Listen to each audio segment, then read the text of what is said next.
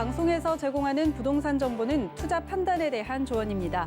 방송에서 제공하는 부동산 물건의 가치, 가격 상승 및 가격 하락에 대해서는 방송사에서 보장하지 않습니다.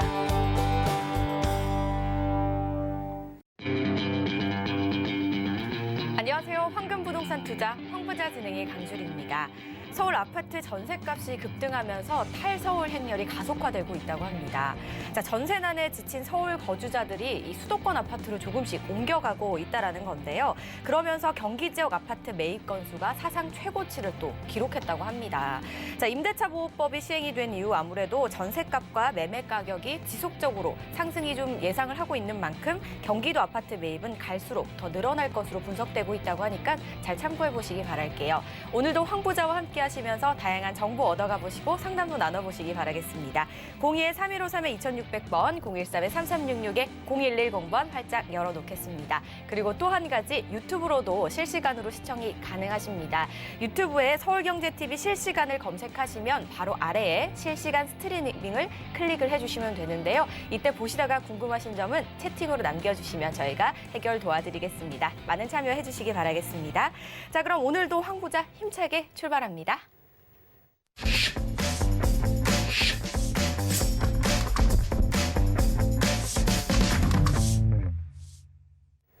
오늘 함께 하실 분 바로 만나보셔야겠죠? 황진현 대표 자리하셨습니다. 안녕하세요, 대표님. 네, 반갑습니다. 황진현입니다. 오늘도 계양구에 위치한 소형 아파트와 한 주간의 부동산 이슈들을 준비해봤습니다. 오늘도 힘이 되는 정보 드리겠습니다. 네, 오늘도 역시 이슈 저격하기 전에 저희가 지역 정보 바로 만나보셔야겠죠? 화면을 통해 첫 번째 지역 바로 만나보겠습니다. 인천광역시 계양구에 위치한 재건축 예정인 소형 아파트입니다. 전용 면적은 약 52제곱미터, 시세는 1억 5천만 원에서 1억 6천만 원으로 형성되어 있습니다.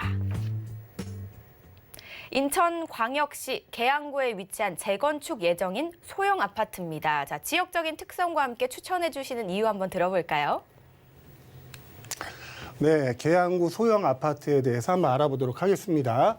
자, 위치는 인천광역시 계양구에 위치하고 있습니다. 그리고 유형은 아파트고요. 여기 소형 아파트라고 강조한 이유는 이제 취득세 중과가 되지 않는 소형 주택 범위에 들어가는 아파트라 소형 아파트라고 한번 써놨고요. 자, 전용은 약 45평방미터, 시세는 1억 5천에서 1억 6천만 원 정도 하고 있습니다. 자, 이 아파트를 제가 추천하는 이유를 한번 설명을 드리겠습니다.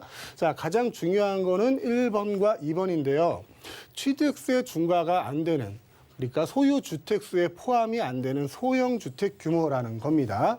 요즘 핫한 이슈죠. 공시가격이 1억 원 이하. 1억 원 이하인 주택에 대한 매입을 하시는 분들이 굉장히 많은데요. 거기에 포함이 된다는 겁니다. 대규모 재건축이 예정돼 있는 아파트이긴 하지만 아직까지는 공시가격이 1억 원 이하고요. 그리고 아직 구역 지정이 되어 있지 않아요. 구역 지정이 되어 있으면 소형주택으로서의 혜택을 못 받는데 아직 구역 지정이 되지 않아서 취득세 중과가 안 되는 소형주택의 혜택을 받으실 수 있다는 거고요. 또 인근에 약 2만여 세대의 저층 아파트와 고층 아파트가 굉장히 혼재되어 있는 곳입니다. 근데 혼재되어 있다고 해서 이게 뭐 어지럽게 놓여 있고 그런 게 아니라 정말 구획 정리가 잘 돼 있어요. 깨끗하게. 뭐 도로도 잘 나눠져 있고 학교 그리고 뭐 사회 기반 시설도 잘 되어 있는 거기에 이제 재건축이 진행될 그 저층 아파트라는 거고요. 또 인근에 지하철, 대형 마트, 메디컬 빌딩들 이게 생활 편의 시설들이 굉장히 잘 되어 있습니다. 구도심이라고 생각하시면 안 되고요. 구도심이 아닌 신도시 내 오래된 저층 아파트다라고 생각하시는 게 맞겠고요. 자, 유동인구 그리고 상주인구가 굉장히 많이 있습니다. 자, 부동산 투자를 하는 데 있어서 가장 중요한 거는 그 부동산을 얻고자 하는 수요가 있는가 없는가겠죠. 그 수요를 알 수 있는 방법이 유동인구와 상주인구를 알아보는 건데 이 유동인구와 상주인구 모두 높게 형성이 돼 있다라는 거고요. 자, 광역시 중에 유일하게 인구가 증가하고 있는 곳이 인천광역시입니다. 자, 지방에도 대도시가 많고 뭐 지방의 부산 같은 경우 요즘 뭐 아파트 가격이 굉장히 많이 올라갔다고 뉴스에들도 많이 나오잖아요. 그런데 인구가 늘어나는 곳은 인천밖에 없다는 겁니다. 지금 왜냐 한번 생각해 봤더니 이 서울의 높은 주거비를 감당하지 못하는 전세 난민들이죠. 전세 난민들이 이제 경기도 쪽으로 많이 나갔었단 말이죠. 경기도 쪽으로 많이 나가다 보니까 경기도가 어지간한 서울의 집값하고 비슷하거든요. 그래서 그만큼 인프라는 잘 돼 있는데 가격은 아직 저평가돼 있는 서울하고 직주 근접이 잘 돼 있는 그런 인천으로 인구가 많이 몰려들고 있다라고 생각을 해볼 수 있겠습니다. 잠시 후에 지도를 보면서 자세한 입지에 대해서 설명드리겠습니다. 네, 재건축 예정인 부분은 분명한 호재입니다. 물론 시간은 걸리겠지만 그런데 요즘 또 아파트 보실 때 세대수도 굉장히 많이 보시잖아요. 이 인근에 2만여 단지가 재건축 예정을 앞두고 있다고 합니다. 그만큼 뭐 대단지인 부분도 굉장히 장점으로 보이고요. 여기에 인프라도 굉장히 잘 돼 있다라고 하셨거든요. 어떻게 돼 있는지 저희가 입지와 한번 만나볼까요? 네, 지도를 한번 보시죠. 오늘 소개시켜드리는 이 아파트가 위치한 곳은 이 계산역 주변에 있습니다. 자, 이 계산역은 인천 지하철 1호선이에요.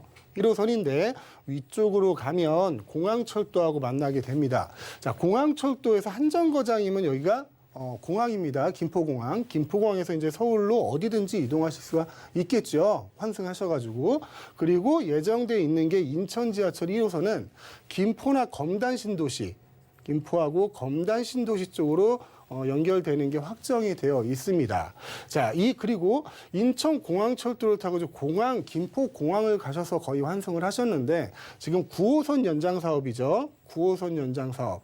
9호선 연장 사업 또한 확정이 돼서 23년 착공을 예정하고 있다라고 말씀드릴 수 있겠고요. 바로 옆에 보시면 이거는 인천 지하철 2호선입니다. 이 지도상으로 보시면 굉장히 좀 멀어 보이는데 그렇게 먼 거리는 아니에요. 자, 인천 지하철 2호선을 타시면 또 일산 쪽으로 연장되는 사업이 진행될 수 있겠고요. 자, 계산역 바로 밑에는 작전역이라고 있습니다. 자, 이 작전역은 현재는 인천 지하철 1호선이지만 여기에 지금 2호선 연장 계획, 홍대 원종선이죠. 그 2호선 연장 계획이 지금 추진되고 있다라고 말씀드릴 수 있겠고요. 바로 밑에 이제 부평구청에서는 이제 7호선을 이용하실 수 있습니다. 자, 7호선은 현재 운행 중에 있고 우측으로 이제 성남이나 청라까지 이어지는 공사가 진행 중에 있습니다. 그리고 거기서 좀만 더 내려가면 이제 부평역이거든요. 부평역에서는 이제 GTX B노선을 만나실 수가 있습니다. GTX B노선을 통해서 송도부터 시작해서 강남까지 운행하는 거니까 굉장히 빠른 시간 내에 서울로 진입하실 수 있겠다라고 말씀드리겠습니다. 자, 현재에도 이 밑에는 이제 부평 IC를 통해서 경인고속도로를 이용할 수 있고요. 바로 옆에 이제 계양 IC를 통해서 외곽순환도로를 이용할 수 있습니다. 그리고 국철 1호선 그리고 7호선 2호선 예정, 그리고 9호선 예정, 인천공항철도 이런 계획과 현재 운행되는 교통시설로 인해서 수도권 중에서는 아마 인천이 가장 집중 근접이 서울로의 이동이 편리하지 않을까라고 생각이 듭니다. 근데 거기에 이제 9호선 연장 사업이나 2호선 연장 사업, 그리고 아직 결정은 안 됐지만 GTX D노선까지 합쳐지면 여지껏 이제 수도권에서 좀 홀대받았던 지역이죠, 인천이. 왜냐하면은 그 이유를 잠깐 설명을 드려야 될 것 같아요. 인천은 이제 개항 이후부터 좀 많은 발전을 이루었던 도시입니다. 그래서 기존의 건축물들이 다 있었는데 경기도 쪽은 뭐 그런 건물이 없는 땅들이 많았거든요. 그래서 서울하고 붙어 있는 경기도를 많이 개발을 해왔습니다. 나대지를 개발하는 게 훨씬 싸니까. 근데 지금은 경기도 자체도 굉장히 비싸잖아요. 그래서 지금은 구도심화된 인천을 재개발, 재건축하는 사업들이 많이 진행이 되고 있다라고 말씀을 드리고 싶고요. 앞으로도 지금 오늘 소개시켜드리는 이 작전역의 재건축 아파트를 제외하고도 인천 시내에는 많은 거의 모든 구역이 재개발, 재건축 지역이기 때문에 그런 물건들도 한번 소개를 시켜드릴까 합니다. 잠시 후에 제가 여기 왜 재건축 아파트라고 말씀을 드리는지 그 이유와 그 과정에 대해서 한번 설명을 드리겠습니다. 지도와 함께 주변의 이제 대중교통과 도로 등을 좀 어떻게 이용할 수 있는지에 대해서 알아봤습니다. 이번에는 궁금한 점이 대표님, 이 아파트가 재건축 예정이잖아요. 재건축 예정인 포인트는 어떤 특징들을 좀 가지고 있는지, 그리고 세금 부분에 있어서도 앞서서 추천 포인트에서 굉장히 좀 자유로울 수 있다라고 해주셨는데 어떤 부분인지 한번 들어보고 싶습니다. 네, 먼저 세금 부분에 대해서 한번 알아볼게요. 자, 이거는 7.10 대책에서 나왔던 겁니다. 7월 10일 날 발표된 7.10 대책이고 7월 18일 날부터 시행이 된 내용이에요. 자, 취득세 그 세율이 변경이 되는데, 자, 1주택자는 뭐 1에서 3%입니다. 똑같은데 2주택부터 다주택자들에 대해서는 그게 조정 지역에서의 다주택이냐, 또 그 외 지역에서의 다주택이냐에 또 나눠지거든요. 그래서 8%에서 12%. 뭐 여기서 부가세까지 합치면 거의 한 14% 이상까지도 갈 수 있는 취득세를 납부하게 됩니다. 이게 7.10 대책의 주 핵심이었죠. 다주택자들이 주택을 취득하기 어렵게 하겠다라고 해서 7.10 대책에서 취득세 중과를 하겠다라고 발표를 했습니다. 근데 이 취득세 중과 대상에서 빠지는 것들이 있어요. 빠지는 물건들 중에 뭐 가장 대표적인 게 이제 저당권 실행으로 취득한 주택. 자, 이거는 경매입니다. 경매로 취득한 주택에 대해서는 어느 지역이든 간에 취득세 중과 대상이 아닙니다. 그리고 이게 8번을 보셔야 되는데, 자, 공시가격 1억 원 이하의 주택. 공시가격이 1억 원 이하의 주택입니다. 뭐 서울에서는 거의 찾기 힘들겠죠. 하지만 조금만 벗어난 이제 수도권에서는 아직도 그나마 좀 남아 있습니다. 많이 저평가되어 있는 아파트들도 꽤 있고요. 그런데 그게 재개발 구역 등 이렇게 지정이 되면, 구역 지정이 되면 소형주택으로서의 혜택을 못 받아요. 소형주택으로서의 혜택을 못 받는다는 거는 취득세 중과 대상 지역이 되겠죠. 오늘 소개시켜드리는 인천의 이 계양구에 있는 아파트는 취득세 중과 대상이 아니다라는 거 다시 한번 말씀드리고요. 왜 제가 재건축 얘기를 하느냐? 아니, 재개발될 수도 있지 않냐라고 말씀하시는 분도 계시는데 그 차이를 한번 말씀드릴게요. 자, 재개발 사업은 정비 기반 시설이 열악하고요. 노후 불량 건축물이 밀집한 지역에서 시행을 합니다. 그 범위가 굉장히 좀 넓지요. 넓고 거기다 관에서 시행을 하게 됩니다. 길도 좁고 뭐 학교도 부족하고 거기에 상하수도 시설, 전기 시설 뭐 이런 게 굉장히 부족한 거예요. 그게 정비 기반 시설이 열악하다는 거거든요. 그리고 노후 불량 건축물이 밀집해 있다. 오래돼 있는 단독주택이라든가 연립이라든가 뭐 가끔 무허가 건물도 있고요. 그런 건물들이 밀집해 있는 곳은 전체를 개발하는 게 맞겠죠. 땅도 넓혀야 되죠. 그러니까 도로도 넓혀야 되고 학교도 만들어야 되고 뭐 전기줄 같은 것도 지중으로 집어넣어야 되고 상하수도 시설을 다시 만들어야 되고 그런 곳은 재개발 시설이 맞는데, 사업이 맞는데, 오늘 소개시켜드리는 이곳은 정비 기반 시설은 양호하나 노후 불량 건축물에 해당하는 공동주택이 밀집한 지역에서 하는 사업이 재건축 사업입니다. 자, 정비 기반 시설은 양호해요. 도로도 넓고요, 학교도 잘 돼 있고 상하수도 전기 잘 돼 있습니다. 그런데 지금은 재건축 연한이 30년이잖아요. 자, 30년이 넘어가는 공동주택이 밀집된 곳에서는 재건축 사업이 맞습니다. 그래서 오늘 소개시켜드리는 곳은 재건축 사업이 예정되어 있는 곳이다라고 설명을 드리는 거고요. 자, 이 재건축 사업의 진행 과정을 한번 살펴보겠습니다. 자, 이 내용은 왜 말씀을 드리냐면, 재건축, 재개발이 된다면 가격대가 이제 꾸준히 올라갑니다. 안 올라가는 곳 없겠죠. 지금 뭐 대한민국 부동산 중에서 사람 없는 무인도의 공시지가도 올라가니까요. 전부 다 가격이 올라가는데 그 중에서 좀 더 급격하게 올라가는 그 포인트들이 있거든요. 그 지역, 그 포인트가 어떤 건지 한번 설명을 드리려고 그래요. 자, 재건축 사업이라는 건 처음에 이제 기본 계획부터 수립이 됩니다. 기본 계획이 수립이 되면 그 지역을 정비구역으로 지정을 하지요. 정비구역으로 지정이 되면 뭐 일반 부동산에 가시면 보실 거예요. 이렇게 점선 쫙 해가지고 무슨 뭐 재건축 지역, 뭐 재개발 구역 이렇게 나눠 있는 거 이런 식으로 정비구역이 지정되는 거거든요. 이 정비구역이 지정이 된다는 거는 소형주택으로서의 지금 소개시켜드린 소형주택으로서의 혜택이 없어진다는 얘기입니다. 아무리 공시가격이 1억 이하라 하더라도 취득세 중과 대상이 된다는 얘기죠. 그리고 정비구역이 지정이 된다는 거는 앞으로 이곳에서 조합이 설립될 가능성과 재개발, 재건축 사업이 진행될 가능성이 높다라는 것을 얘기합니다. 그래서 이 포인트에서 한번 가격이 많이 올라가죠. 그 다음에 이제 추진위 구성하고 조합 설립하고 조합 인가를 받으면 이때도 또 올라가고요. 사업 시행인가 받으면 또 올라가고 관리처분 계획 받으면 그냥 쭉 가지고 계시면 입주하시는 거니까 이 단계를 가지고 재건축 사업이 진행이 되는데 오늘 소개시켜드린 곳은 이 단계에 있다는 거죠. 그래서 소형 주택으로서의 혜택도 받으면서 앞으로의 가격 상승이 충분히 예상되는 지역이다라고 말씀을 드릴 수 있겠고요. 얼마 전에 발표가 됐죠. 부동산 공시가격의 형평성을 높여갑니다라고 제목으로 했는데 결국은 공시가격을 올리겠다는 거거든요. 공시가격을 시가의 90%까지 올리겠다.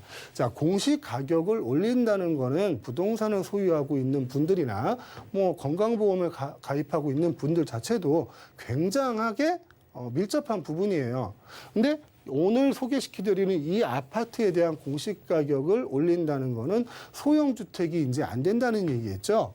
지금은 공시가격이 1억 이하라서 지금 소형주택으로서의 그 취득세 중과 대상이 아닌데 당장 내년이면 원래 1월 1일 기준이니까요. 당장 내년이면 이 주택 또한 이 아파트 또한 소형주택이 아닌 1억 원 이상의 아파트가 될 가능성이 크다라는 거 말씀을 드리겠고요.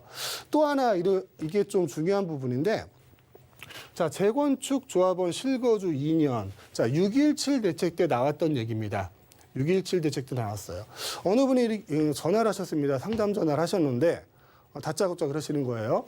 아니 거기 조정 대상 지역인데 왜 취득세 중과가 안 되는가? 설명을 드렸어요. 이런 이유로 안 됩니다라고 설명을 드렸는데 잘 이해가 안 되시나 봐요. 제가 다시 한번 설명을 드리겠습니다. 자, 이게 6.17 대책에서 나왔던 내용입니다. 자, 정비사업 조합원 분양 요건 강화 여기에 지금 실거주 2년이라는 내용이 나오는 거거든요. 자, 투기 과열지구 그리고 조정 대상 지역에서 조합원 분양 신청 시 2년 이상 거주가 필요하다.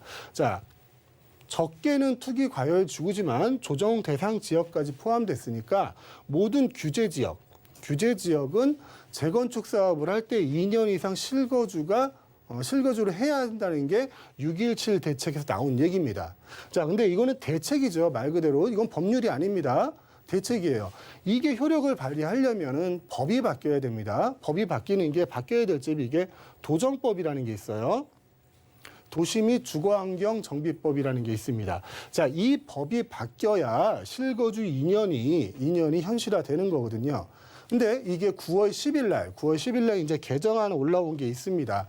아직 법은 통과를 못했죠. 올해 안에 통과하는 걸 목표로 하고 있는데 그 개정안이 올라온 내용이 이렇습니다. 과밀 억제 권역의 투기 과열 지구에서 시행하는 대건축 사업. 자, 전제 조건이 많이 붙었죠. 과밀 억제 권역. 이거는 수도권을 얘기하는 거고요. 투기 과열 지구에서 시행하는 재건축 사업. 자, 오늘 소개시켜드릴 이 아파트는 조정 대상 지역이에요. 조정 대상 지역입니다. 규제 지역이긴 하지만 과밀 억제 권역이기도 하지만 투기 과열 지구는 아니라는 거죠. 자, 과밀 억제 권역의 투기 과열 지구에서 시행되는 재건축 사업만 2년의 실거주가 필요한 겁니다. 아직 확정된 내용은 아닙니다. 물론 이 내용도 확정된 내용은 아니에요. 이 내용이 확정되려면 이 법이 바뀌어야 되는 거니까요. 지금은 아무 상관없는 얘기들이죠. 근데 이 법이 통과가 되면 수도권 내에서 수도권의 투기 과열 지구 내 재건축 사업은 2년 거주를 필요한다는 겁니다. 자, 다른 말로 하면 수도권의 조정 대상 지역은 해당이 안 된다는 거고요. 투기 과열 지구지만 수도권이 아닌 곳도 해당이 안 된다는 거예요. 이 지방의 이제 대도시에서 시행되는 재건축 사업에 대해서도 2년 거주는 필요치 않다는 겁니다. 그걸 다시 한번 정확히 말씀을 드리겠습니다. 그리고 잠시 후에 이 지역의 개발 호재에 대해서 한번 자세히 알아보겠습니다. 네, 취득세 중과 대상이 아니다라는 말씀해 주셨고요. 그리고 또 하나 정비사업 추진 절차에 대해서도 자세하게 좀 설명을 해주셨으니까 잘 참고해 보시기 바랄게요. 이번에는 이 주변에 어떤 개발 이슈들, 호재들이 있는지도 좀 궁금합니다, 대표님. 네, 인천에 워낙에 이 개발 호재가 많기 때문에 하나하나 다 적지를 못했습니다. 일단 뭐 계양구 이 물건에 관한 거는 조금 있다가 다시 한번 설명을 드리고요. 인천에 관해서 설명을 드려야겠습니다. 아까 잠시 전에 잠깐 말씀을 드렸는데 인천이 개항을 하면서 많은 발전을 이루어온 도시였고 건물들이 많이 생겼습니다. 그만큼 부동산 가격도 많이 상승을 했고요.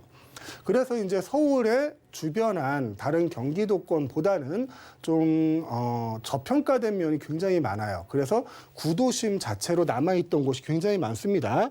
미추홀구라든가 뭐 남구, 남동구, 동구 뭐 이런 곳들은 지금 가도 막 50년대, 60년대 건물도 있고 그래요. 그만큼 개발이 많이 더뎌졌다는 거죠. 그리고 인천에서 이제 서구나 송도가 있는 연수구가 개발이 좀 많이 됐는데요. 이 서구 같은 경우는 건물보다는 나대지가 많이 있었어요. 나대지가 많이 있어서 뭐 청라 신도시라든가 검단 신도시라든가 이런 게 많이 생겼고요. 이쪽에는 영종 신도시도 많이 생겼죠. 크게 생겼고 송도는 매립을 했습니다. 매립을 해서 땅을 만들어갔기 때문에 보상하는 문제가 없었죠. 근데 그 지역들도 이제 거의 다 개발이 끝나가는 거예요. 그래서 이제는 개발할 곳이 기존 구 도심을 개발하는 게 옳은 개발 방향이라고 생각이 되고 지금도 개발이 진행되고 있거든요. 그래서 앞으로 인천은 거의 모든 지역이 구획 지정이 될 거예요.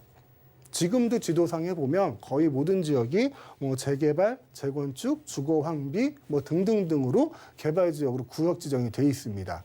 그런 개발 지역이 많은 곳에서 이제 계양구로 설명을 드리는 건데 이 계양구 자체 물건지 있는 그 자체에 대해서 설명을 잠깐 드리겠습니다. 그리고 이 내용도 있네요. 이제 지하철 9호선 연장 계획이죠. 이것도 확정된 내용이고 7호선도 확정된 내용입니다. 이건 아까 뭐 입지 설명할 때 잠깐 설명드린 부분이라 좀 넘어가도록 하고요. 자, 오늘 소개시키는 계양구 아파트 주변에는 3기 신도시 이제 계양지구가 있습니다. 자, 이 계양지구는 이제 17,000호 정도의 아파트가 들어오는데 이곳은 아파트만 들어오는 게 아니에요. 이 계양 신도시 이름이 테크노밸리 첨단산업단지라고 지어졌습니다. 자, 테크노밸리 첨단산업단지라는 거는 산업단지도 들어온다는 거겠죠. 자, 17,000호의 아파트도 들어오지만 그에 못지않는 업체들이 입주를 한다는 겁니다. 자, 업체들이 입주를 한다는 거는 여기에 근무를 하시는 근로자들도 유입이 된다는 거고 아까 처음에도 말씀드렸다시피 어디든 부동산 가격이 올라가려면 수요가 늘어나야 하고 그 수요는 인구 유입이 있어야 된다는 거죠. 그래서 3기 신도시로 통해서 많은 인구 유입이 이루어질 걸로 예상이 되고요. 원종 홍대선 아까 말씀드린 작전역입니다. 작전역에서 청라국제도시까지 이어지는 서울 지하철 2호선 연장 계획이 지금 추진 중입니다. 아직 확정돼서 어디로 들어온다라고는 말씀 못 드리겠는데 추진이 되긴 되고 있습니다. 그래서 어느 쪽으로든 들어올 것 같아요. 그래서 어느 쪽으로 들어와도 본 물건에 대해서는 상당한 호재가 될 것으로 예상이 됩니다. 자, 그리고 GTS D-노선은 아직 결정된 내용은 아니죠. 결정된 내용은 아니지만 3기 신도시가 들어오고 또 뭐 영종 하늘도시까지 많은 발전이 이루어진다면 그 지역의 주민분들도 움직이는 노선이 필요하겠죠. 그래서 GTX D-노선은 뭐 당장 뭐 1, 2년 내에 됩니다, 안 됩니다라는 얘기는 못하겠지만 향후 꾸준히 얘기가 나올 것이면서 앞으로 언젠가는 확정이 될 내용이라는 거 그런 거 말씀드리고 싶고요. 인천 지하철 1호선이 김포와 검단 신도시까지 연결이 되고요. 2호선은 일산까지 연결이 됩니다. 자, 기존에도 모든 그 교통 인프라가 굉장히 잘 돼 있어요. 경인고속도로 1경인, 2경인, 그리고 외곽순환도로, 거기도 뭐 제2 외곽순환도로도 있고요.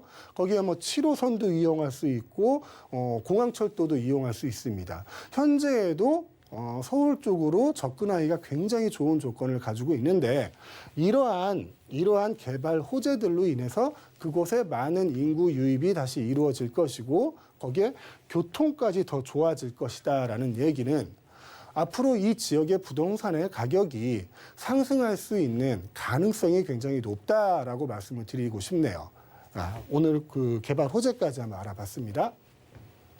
인천 자체에 호재가 굉장히 많습니다. 그중에서도 현재 만나고 계신 이 지역이 흡수할 수 있는 호재들과 또 현재 좀 얘기가 오고 가고 있는 호재들에 대해서 정리 한번 해봤습니다. 잘 참고해 보시기 바랄게요.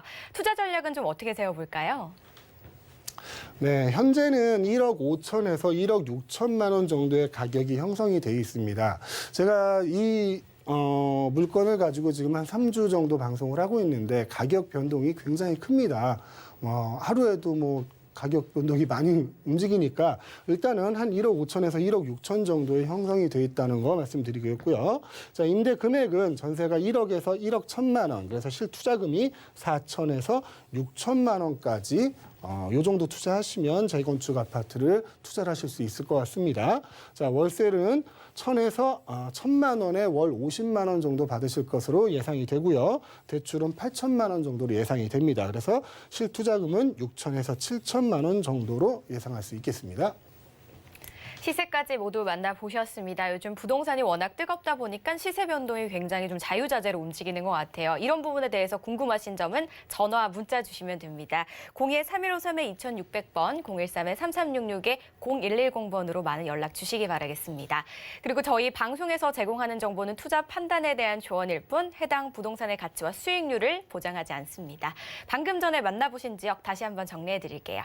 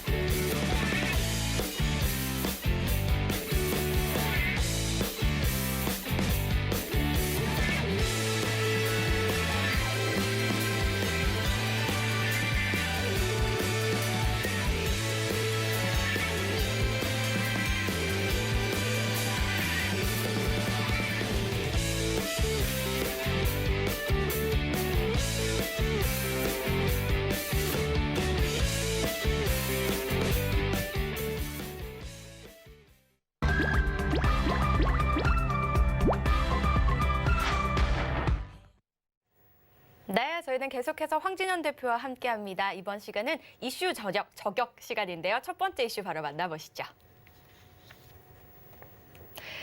네, 갈등만 커졌다. 지금 대한민국 부동산은 전쟁 중. 이 첫 번째 이슈인데요. 강력한 규제 대책 이후 조용하던 부동산이 11월 들어서 다시 심상치 않은 조짐을 보이고 있습니다.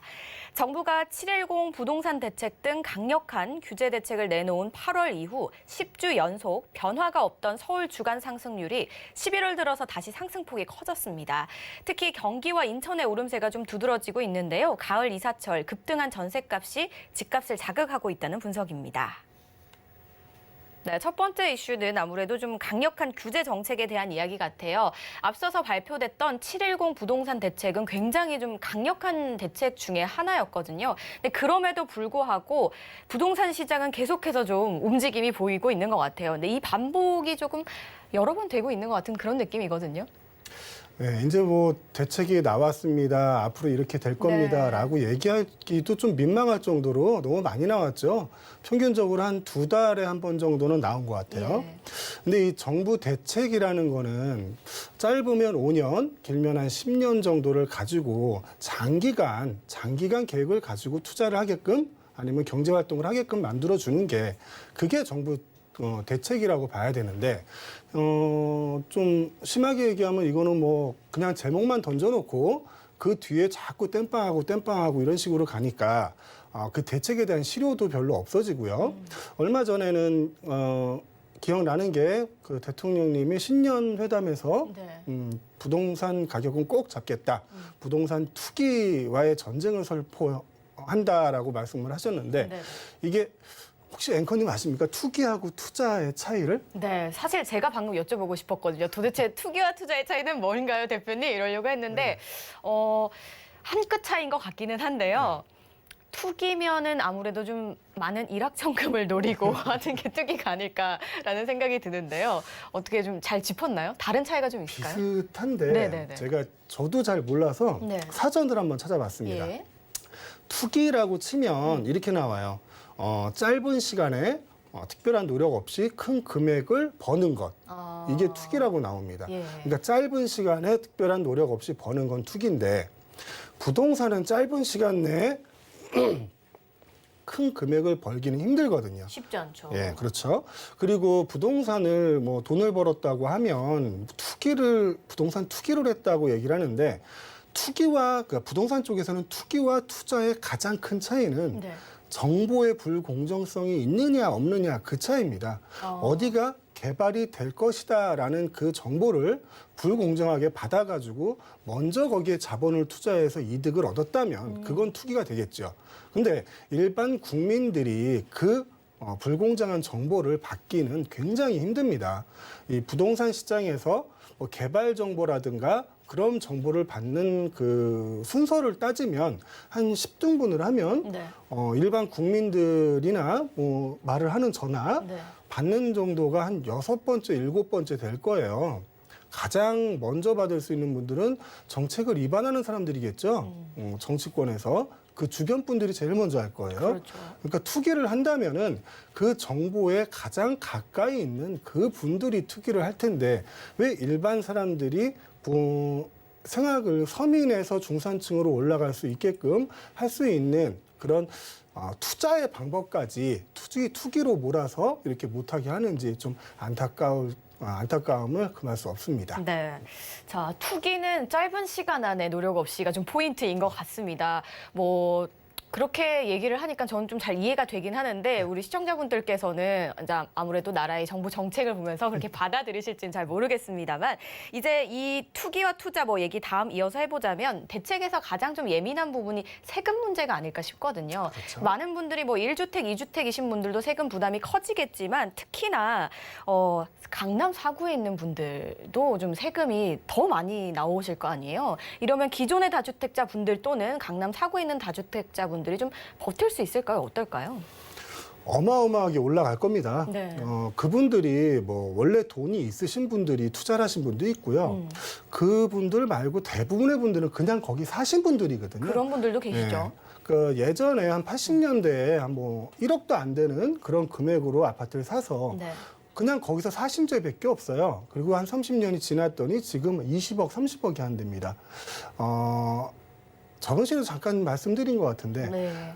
만약에 그분들이 한 70 먹은 노부부가 서울에 30억짜리 지금 시세로 30억짜리 아파트를 소유하고 있다라고 생각한다면 그분들은 틀림없이 소득은 별로 없을 겁니다.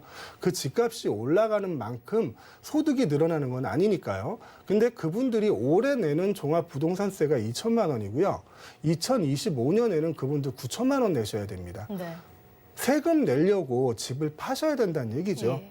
그러니까 나라에서 월세를 받아간다는 그런 농담처럼 하는 얘기가 진짜 피부로 와닿을 정도로 그만큼 내실 거고요. 예. 특히 강남에 계신 분들은 특별한 소득이 없으신 분들 같은 경우는 그 부동산을 소유하는 것 자체도 힘들 거라고 저는 예상을 합니다. 그렇게 되면은 이제 뭐 부동산 값이 점점 내려가게 되는 걸까요? 어떻게 될까요?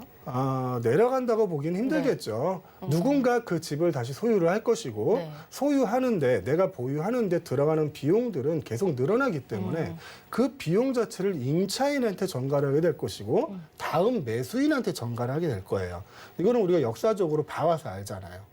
내가 뭐 보유하는데 처음에는 10,000원이 들어갔는데 12,000원이 들어간다 그러면 그 물건값은 더 올라가게 돼 있는 거거든요.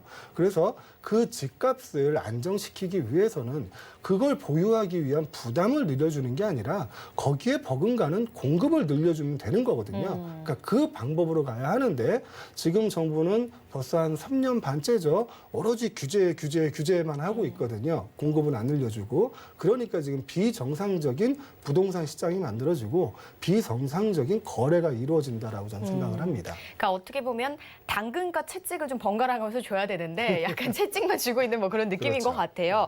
그래서 보면은 계속 규제를 내고 있다 보니까 어떻게 보면 정부와 이제 부동산 시장 간에 서로 힘겨루기 하는 게 아니냐라는 의견도 좀 나오고 있는 것 같거든요. 이렇게 되면은 점점 우리가 흔히 얘기하는 계층 간의 갈등이 점점 심화가 된다, 뭐 양극화 현상이 나타난다 이렇게도 볼 수 있지 않을까 싶은데요. 어떨까요?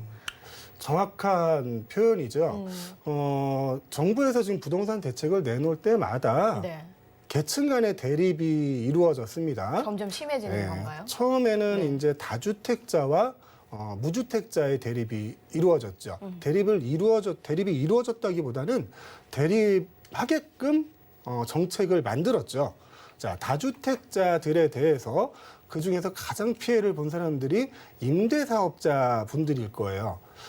정권 초기에는 임대사업자들에게 얘기했잖아요. TV에서도.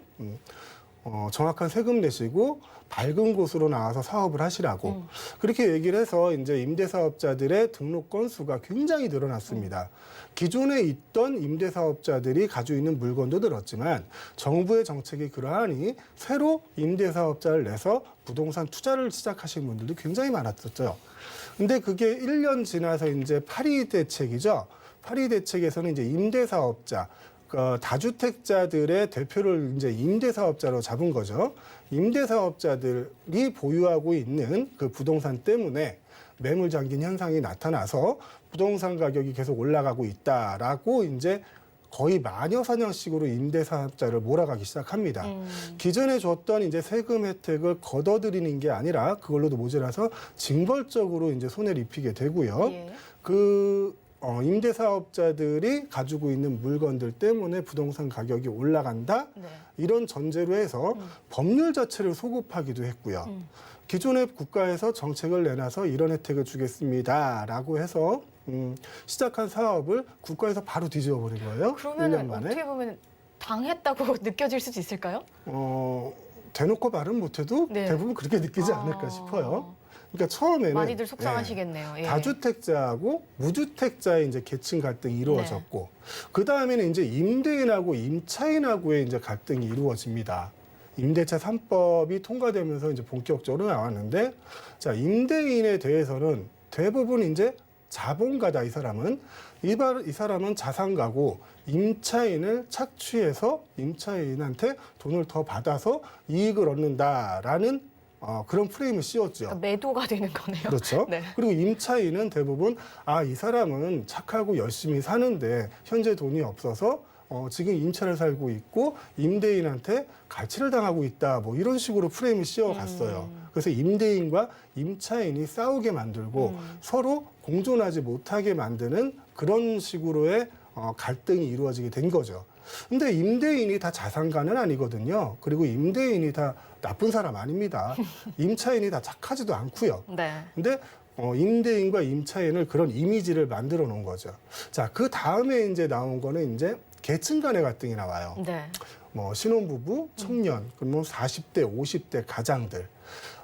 주택 공급이 부족하다라고 얘기를 하니까 정부에서 신규 아파트 공급을 늘리지 못하고 또 그 공급이 되는 안에서도 특별 공급을 늘리게 되거든요. 네. 특별 공급이라는 거는 일반적으로 가점을 쌓아서 내가 어느 동안 기간이 돼서 추첨을 되는 게 아니라 특별 공급은 신혼부부라든가 뭐 다자녀가 있다든가 뭐 어르신을 뭐 공양하고 있다거나 청년들이라든가 이런 부분한테 이런 분들끼리 경쟁을 해라. 예. 라고 따로 떼주는 거예요.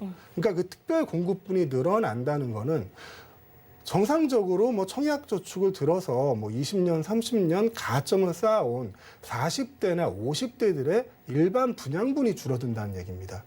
그리고 청년들이나 신혼부부들을 부양하는 사람이 40대, 50대거든요. 그리고 그 어르신들을 공양하는 사람이 40대, 50대예요. 가장 집이 필요한, 네. 가장 집이 있어야 생활이 안정될 수 있는 40대, 50대가 일반 분양을 받을 수 있는 길이 점점 줄어들게 되는 거죠. 그렇다고 뭐 아들이 임대주택 받을 수 있다고 사업을 한다는데 아버지가 돼서 그거 내가 받아야 되는데 그럴 수는 없잖아요. 예. 그러니까 서로 말도 못하고 소갈이를 하는 그런 계층 간의 갈등들이 나타나게 되고요. 또 뭐 공공재건축, 공공재개발 뭐 이런 거를 추진하면서 조합원끼리 또 시공사와 조합원 이렇게 갈등들이 계속 나오게 되는 거죠.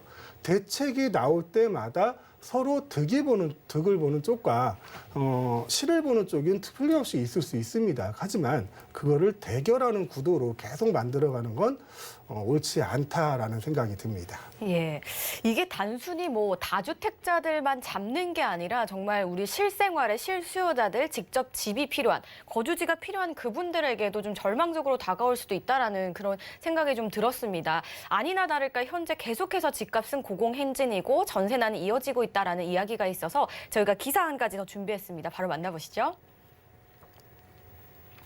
개정 주택임대차보호법 시행 이후 본격화된 전세난의 여파로 전국 부동산 시장이 요동치고 있습니다. 전국 아파트 전세값은 무려 7년 만에 최고 상승률을 찍었고 지방 아파트 값은 한국감정원 통계 작성 이후 최고 상승률을 기록했는데요. 12일 한국감정원에 따르면 전국 아파트 전세값은 전주 대비 0.27% 올라 7년 만에 가장 높은 주간 상승률을 기록했습니다. 전세가격 상승폭이 전국 곳곳에서 확대되면서 수도권을 제외한 지방 전세값 상승률도 통계 작성 이후 가장 높은 수치인 0.29%를 기록했는데요. 전세값이 급등하자 지방 집값도 덩달아 크게 오르고 있습니다. 전국 아파트 매매 가격은 0.21% 상승하며 6주 연속 상승폭을 키우고 있으며 5대 광역시 아파트 값은 0.39%로 오름폭을 키우며 통계 작성 이래 최고 상승률을 기록했습니다. 수도권을 제외한 지방 전체 아파트 값도 0.27% 상승, 마찬가지로 통계 작성 이래 최고치를 경신했다는 소식입니다. 계속해서 최고치를 경신 하고 있습니다. 이 말은 상승 곡선을 탔다라는 얘기인데요. 자, 이렇게 되면은 뭐 많은 분들이 우려했던 이 전세난이 극심해졌다 뭐 이렇게 볼 수 있지 않을까 싶거든요. 이 현상은 어떻게 보실 수 있을까요? 전세난이 심해졌다. 네. 그러니까 전세난이 심해졌다. 이거 하나만 가지고 이 문제를 볼 수는 없을 것 같아요. 자, 전세난이 심해졌다는 거는 기본적으로 매물 자체가 줄었다는 얘기거든요. 네. 거기에 임대차 3법이 시행되면서 전세 물건에 대한 매물 잠김 현상이 굉장히 심해졌습니다. 네. 자, 임대차 3법에서 대해서는 따로 논해보기로 하고요. 전세 물건이 귀해졌다라는 자체는 기본적으로 공급이 부족하다는 겁니다. 네. 지금 거의 서울 시내에서는 근한 10년 정도 재개발, 재건축을 막아놓는 정책들이 계속 진행되고 예를 들어 이제 서울에 1년에 공급돼야 될 새 주택 수가 5만 호라고 지금 통계적으로 나와 있거든요. 네. 5만 호 정도가 공급돼야 되는데 10년 정도가 거의 뭐 3만 호에서 4만 호 사이 이 정도만 공급이 된 거예요. 그러면 그동안 적체되어 있던 것만 해도 10만 호 이상이 될 것이고요. 거기에 이제 임대차 3법이 불을 당기게 된 겁니다. 네. 그러니까 한 가지 문제가 아니군요. 그렇죠. 예. 이게 복합적으로 나타나는 건데 그 전체적인 물량이 부족한 상태에서 임대차 3법으로 이제 그 불꽃이 튀게 되는 네. 거죠. 그 중에 임대차 3법에서 지금 가장 문제되는 게 계약갱신 청구권이고요. 계약갱신 청구권이 나오면 당연히 따라다니는 게 전월세 상한제입니다. 네. 자, 지금 시행되는 법은 두 가지니까 전월세 상한제라는 거는 계약갱신 청구권을 사용했을 때 지금 뭐 2+2년이죠. 그러니까 2년을 살고 기존의 임차인이 6개월에서 계약 만료 6개월에서 1개월 사이에 나는 한 번 더 살겠습니다. 2년을 더 살겠습니다 하면 임대인은 이거를 거절하지 못한다는 그 권리를 계약갱신 청구권이라고 하거든요. 네. 거기에는 물론 예외 조항도 있죠. 임차료를 2기 이상 연체를 한다거나 아니면은 임대인의 직계 존비속이 실제 거주를 하러 들어온다거나 이런 식으로 하면은 계약갱신 청구권을 쓸 수 없는데 그거는 이제 논외로 하고요. 거기에 이제 계약갱신 청구권을 사용했을 때 임대료를 5% 이상 못 올린다라는 게 전월세 상한제입니다. 자, 이 두 가지가 맞물려서 지금 전세값이 어느 집은 고공행진을 하고 있고 어느 집은 이거밖에 안 해? 요 정도만 나오는 거거든요. 네. 뉴스에 보면 같은 아파트 동에서 전세 가격이 거의 2배 차이 나는 이런 같은 경우가 생기는 아파트 거죠. 단지에서요? 단지도 같은데 예. 같은 동에서 같은 구조를 가지고 어느 집은 전세값이 4억인데 네. 어느 집은 전세값이 8억이 되는 예. 거죠. 자, 지금 그 내용이 어떻게 나오는 거냐면 네. 계약갱신 청구권을 사용해서 5%만 올리게 되면 4억이 되는 거고요. 계약갱신 청구권을 사용할 임차인이 없는 사람들은 앞으로의 4년, 을 생각을 해서 그렇죠. 앞으로의 4년을 생각해야 되고 또 그 계약갱신 청구권 때문에 매물이 별로 나오질 않잖아요. 네. 희귀하다 보니까 매물이 희귀하다 보니까 수요자들은 비싸도 들어갈 수밖에 없는 거죠. 그렇죠. 예. 예. 그렇게 해서 진짜 비정상적인 전세 시장이 만들어지고 있는 겁니다. 자, 뭐 계약갱신 청구권이나 전월세 상한제나 어차피 시행된 내용입니다. 네. 시행된 내용인데 더 걱정되는 건 뭐냐면 지금 그 법이 시행된 지 1년도 안 됐잖아요. 네. 1년도 안 된 상태에서 지금처럼 양극화가 발생을 하고 비정상적인 시장이 형성이 되는데 지금 2년 계약갱신 청구권을 사용한 이 분들도 2년 후에는 나와야 되거든요. 네. 그러면 2년 후에는 지금과 같이 똑같은 일이 벌어질 거라는 더 얘기죠. 올라 있겠네요. 더 올라 있겠죠. 자, 전세 가격이 올라간다는 거는 전세 가격만 올라가는 게 아니에요. 매매 가격도 올리는 그렇죠. 거거든요. 예. 지금 집값이 정말 비정상적으로 올라가고 있는 가장 큰 이유가 저는 이거라고 생각을 해요. 어떤 건가요? 정부의 규제. 규제가. 네. 예. 그러니까 뒤를 보지 않는 규제들. 하나만 제목을 던져놓는 규제들이 공급이 뒷받침되지 않는 규제들이 지금의 가격 상승을 이뤄왔고 네. 이렇게 비정상적인 시장으로 부동산 시장을 만들지 않았나 생각을 합니다. 그러면은 좀 어떤 규제들이 나와줘야 이게 조금 안정화를 찾을 수 있을까요? 혹시 대표님 생각이 궁금하네요. 처음에 말씀드린 대로 예. 정부에서 내놓는 대책은 기본적으로 최소한 5년, 길게는 10년까지 봐야 그리고 많은 논의를 통해야 되고요. 전문가들을 통해서 많은 그 시행을 한번 해보는 거죠. 시뮬레이션도 해보고 이런 문제점이 생길 수 있겠구나라는 거를 많은 논의를 통해서 발표를 해야 되는 네, 겁니다. 네, 네. 그게 기본이죠. 그전에도 그래왔다고 생각을 하고. 그런데 지금 정부에서 발표되는 그 수많은 대책들을 보면서 그런 기대와 믿음이 아주 산산이 부서진 상태이긴 합니다. 그래서 지금 규제 자체를 뭐 언젠가는 없어질 거라고 저는 예상을 하지만 그게 언제쯤 모르겠지만 네. 자, 규제만 하는 게 아니라 규제를 하되 규제를 그러니까 집을 팔 수 있게끔 물량이 돌 수 있게끔 매물 잠김이 없을 수 있게끔 퇴로도 열어줘야 하고 예. 사람들이 좋은 집에 살고 싶어 하는 거거든요, 기본적으로. 오래된 집은 새 집이 될 가능성이 있기 때문에 가격이 오르는 거고, 새 집은 좋은 집이기 때문에 가능성이 오르는 겁니다. 사람들은 기본적으로 좋은 집에 살고 싶어 하는 거거든요. 네. 좋은 집을 지을 수 있게끔, 지을 수 있는, 건설할 수 있는 규제도 풀어야 된다는 거거든요. 네. 가진 사람들에게 세금을 거둘 수 있는 부동산을 많이 소유하는 분에게 세금을 거둘 수 있는 거 지금 많이 해놨잖아요. 그러면 이제 앞으로 공급할 수 있는 거, 공급할 수 있는 그 공급이 뒷받침되는 규제, 그런 게 앞으로 나와야 되지 않을까 싶습니다. 네, 무슨 말씀인지 잘 알 것 같습니다. 자, 이 규제 제도는 당연히 필요합니다. 하지만 이 시장 자체가 순 방향으로 돌 수 있게끔 잘 활용을 해서 규제책을 좀 내놔야 될 것 같다라는 생각이 드는데요. 앞으로 좀 어떻게 될지 한번 기대해 보도록 하겠습니다. 자, 저희 오늘 이렇게 좀 좋은 말씀 주신 대표님 어느덧 인사할 시간이 됐습니다. 고맙습니다. 네, 자, 궁금하신 점은 언제든지 전화, 문자 주시면 되고요. 이외에도 또 오프라인 자리 있다고 해서 바로 안내해드리겠습니다. 위기 속 기회, 수도권 소형 아파트 투자 전략 잘 세워보시기 바라겠습니다. 매주 토요일 오후 2시부터 2호선 신촌역 인근에서 진행이 되고요. 예약이 필수라고 하니까 화면을 통해 나가고 있는 번호로 예약 후에 참석해 주시기 바라겠습니다.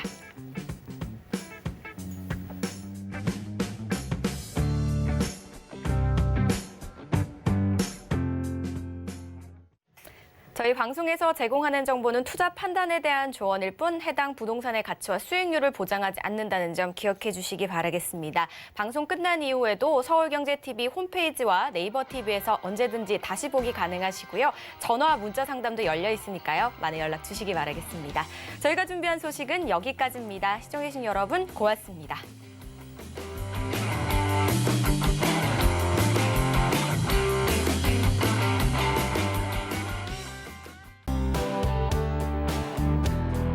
본 방송에서 제공하는 부동산 정보는 투자 판단에 대한 조언입니다. 방송에서 제공하는 부동산 물건의 가치, 가격 상승 및 가격 하락에 대해서는 방송사에서 보장하지 않습니다.